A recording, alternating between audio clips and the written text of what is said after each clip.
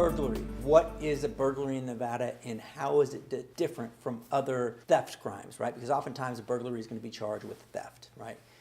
Burglary is different from other theft crimes in Nevada because the definition of the crime depends on where it takes place. And it also depends on what the defendant was thinking when he entered the place. It's commonly understood as a home invasion type of crime, right? That's the typical thought process that we have when we think of it. And that's what other jurisdictions usually consider. But in Nevada, it's a little bit different, right? Because that crime can take place and you can still be charged with the burglary even if you never actually commit a crime within the place that you're entering. So what does the state have to prove to obtain a burglary conviction?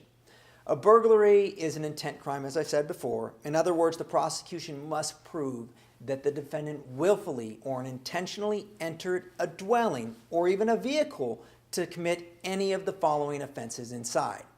That could be stealing, right? Petty larceny or grand larceny, assault or battery on a person of another, or to commit a felony therein or obtain money or property by false pretenses. If you enter a structure or a vehicle to commit any of those types of crimes, you'll be charged with burglary.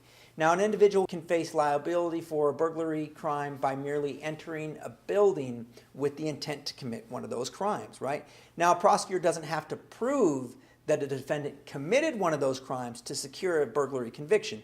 All they have to prove is that the defendant entered into the building or structure with the intent to commit that crime. Now, with that being said, like I said, burglary is a very oftentimes charged in conjunction with theft crimes. Sometimes you'll see a person being charged with a simple shoplifting crime, petty larceny, at the same time being charged with burglary.